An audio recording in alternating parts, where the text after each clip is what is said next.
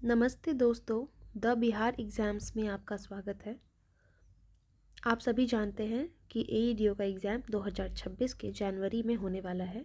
Exam का notification already आ चुका है कि एग्ज़ाम 3 दिनों में कंडक्ट कराया जाएगा, 3 फेज़ में। एंड हमारे पास लगभग 30 दिन सॉलिड बचे हुए हैं 5 दिसंबर से लेकर 5 जनवरी तक, जिसमें हमें इंटेंसिव रिवीजन करना है। क्योंकि अभी तक आप लोगों ने थ्योरी वगैरह तो पढ़ लिया होगा। बात आती है कि लास्ट 30 दिनों में जितना ज़्यादा से ज़्यादा आप क्वेश्चन प्रैक्टिस करेंगे, एग्ज़ाम में आप उतना ज़्यादा ही अच्छा परफॉर्म कर पाएंगे। टाइम बहुत कम है हमारे पास और ज़्यादा से ज़्यादा काम करना है, हमें ज़्यादा से ज़्यादा रिवीजन करना है। बट ये सब तब कर पाएंगे जब हमें पता हो कि हमारा स्ट्रेंथ क्या है, वीकनेस क्या है, किस सब्जेक्ट पे हमें ज़्यादा टाइम इन्वेस्ट करना है, किस सब्जेक्ट पे हमें कम टाइम इन्वेस्ट करना है। आखिर जो एग्ज़ाम में देने जा रहा हूँ या जा रही हूँ, उसमें मेरे जो राइवलरी है वो कौन है। तो ये आपको पता होगा कि एईडीओ का पहली बार ये नोटिफिकेशन आया है, एग्ज़ाम पहली बार कंडक्ट करवाया जा रहा है। तो इसमें जो एग्ज़ाम का पैटर्न रखा गया है, उस पैटर्न के अकॉर्डिंग बहुत सारे जो अदर वनडे एग्ज़ाम के बच्चे प्रिपेयर कर रहे थे, वो भी इस बार फॉर्म फिल किए एईडीओ का।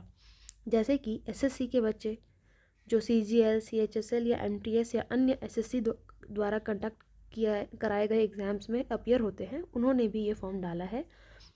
प्लस बिहार दरोगा, बिहार सीजीएल को टारगेट करने वाले बच्चों ने भी फॉर्म डाला है। जो बीपीएससी एग्ज़ाम के कोर स्टूडेंट है, लाइक टीआरई एग्ज़ाम्स के या फिर जो बीपीएससी प्री अभी हाल में हुआ था, उन सब के बच्चे भी इस एग्ज़ाम को टारगेट कर रहे हैं। क्योंकि 71st बीपीएससी का रिज़ल्ट आया, उसके बाद बच्चों ने, जिनका नहीं हुआ 71st में, उन्होंने एईडीओ को ही अपना टारगेट रखा है।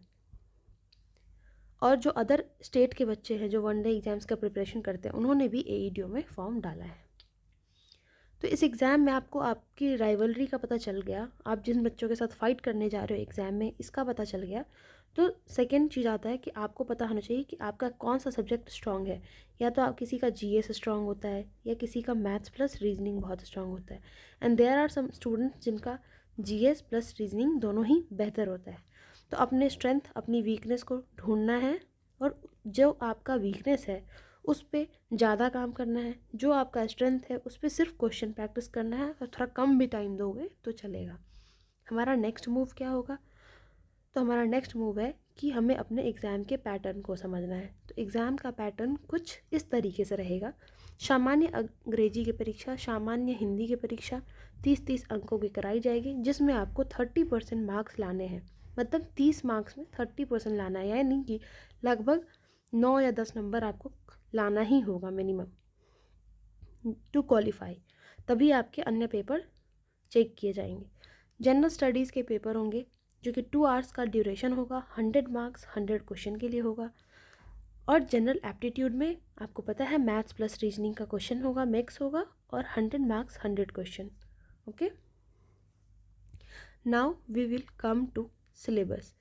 तो इसका सिलेबस क्या रहने वाला है? तो जनरल एप्टीट्यूड के जो आप चैप्टर्स हैं यहाँ पे देख सकते हैं, number system, LCM, HCF, percentage, profit loss, simple interest, compound interest, average, ratio, proportion, mixture, alligation, time, speed, distance, time and work. ज़्यादा चैप्टर नहीं है, अर्थमेटिक के कुछ चैप्टर्स हैं, बस यही आपको कंप्लीट करने हैं। Now come to reasoning. Reasoning में ज़्यादा बाइफरकेट कर दिया है मैंने, ये चैप्टर्स कुछ ही हैं और ये ज़्यादा टाइम नहीं लगेगा। 5 to 6 डेज़ में आप इसके सिलेबस को कंप्लीट कर सकते हैं। रीजनिंग के बहुत इजी है रीजनिंग, ज़्यादा से ज़्यादा मार्क्स इसमें गेन किया जा सकता है। नाउ कम्स टू जीएस, जो कि बहुत बच्चों को डिफ़िकल्टीज आती है जीएस में, क्योंकि मैथ्स एंड रीजनिंग तो बिहार और अन्य राज्य के बच्चे काफ़ी स्ट्रॉन्ग कर लेते हैं। जीएस में उनको प्रॉब्लम आती है, इंग्लिश में प्रॉब्लम आती है। जो फैक्ट है मैं वो बोल रही हूँ, इट्स नॉट समथिंग कि मैं अपने मन से बना के बोल रही हूँ। तो जनरल स्टडीज़ के पेपर में आपको पता है कि हिस्ट्री, ज्योग्राफी, पॉलिटी तो आएगा ही, करंट अफेयर साथ में आएगा, और इकोनॉमी में बजट सर्वे, और जो मॉडर्न हिस्ट्री है उसका स्पेशल फोकस रहता है। Now comes to marking scheme कैसा रहने वाला है। तो +1 marks for every correct answer, और हर एक इनकरेक्ट आंसर अगर आप करते हैं इनकरेक्ट, तो आपका 1/3 माइनस हो जाएगा। यानी कि 3 अगर आप क्वेश्चन गलत करते हैं तो +1 जो है आपका उसमें से माइनस हो जाएगा ये, ठीक है। यानी कि माइनस 1 पॉजिटिव मार्क्स आपके कम हो जाएंगे। Now comes to how we will help you, what is our road map to help you in these days. तो 30 डेज़ में हम किस तरीके से प्लान किए आपके प्रिपरेशन को बूस्ट करने के लिए, वो कुछ इस तरीके से है। जैसे कि हम एक AEDO स्पेशल रिवीजन सीरीज़ लेकर आ रहे हैं, जिसमें आपको मैथ्स रिवीजन वीडियो मिलेगा पर डे। इसमें 20 क्वेश्चंस प्रैक्टिस करवाए जाएंगे पर डे, एकदम इंटेंसिव रिवीजन होगा, ठीक है। उसी तरीके से रीजनिंग में भी आपके 20 क्वेश्चन प्रैक्टिस करवाए जाएंगे। और इसमें जो आपको प्रैक्टिस करवाएंगे उन्होंने CGL क्वालिफाई कर रखा है, CHSL क्वालिफाई कर रखा है, IB क्वालिफाई कर रखा है, और बहुत सारे एग्ज़ाम्स अदर वनडे एग्ज़ाम्स होते हैं। रेलवे क्वालिफाई कर रखा है, NTPC, और भी बहुत सारे एग्ज़ाम्स इन्होंने क्लियर कर रखा है एंड करंटली वो वर्किंग है। तो उनके द्वारा आपका मैथ्स का रिवीजन करवाया जाएगा। रीजनिंग का वीडियो भी वही लाएंगे। Now comes to general studies. तो इसमें हम सब्जेक्ट वाइज PYQ रिवीजन करेंगे जितना ज़्यादा हो सके। कोई भी क्वेश्चन आपसे छूटना नहीं चाहिए PYQ से। और जैसे कि मेरा पैटर्न ये रहेगा हम लोग का, जैसे INC पे कोई क्वेश्चन आया तो INC तो हम बताएंगे ही, बट उससे रिलेटेड जो भी फैक्ट्स हैं वो सारे कनेक्ट करके हम लोग पढ़ेंगे, ओके। नोट्स बनाने की आपको कोई ज़रूरत नहीं है, टेलीग्राम पे हम इसे अपलोड कर देंगे क्लास आने के बाद, फ्री में आपको ये मिल जाएगा। बात आती है अब मेन कि मीडियम कौन सा रहेगा हमारे पढ़ाने का।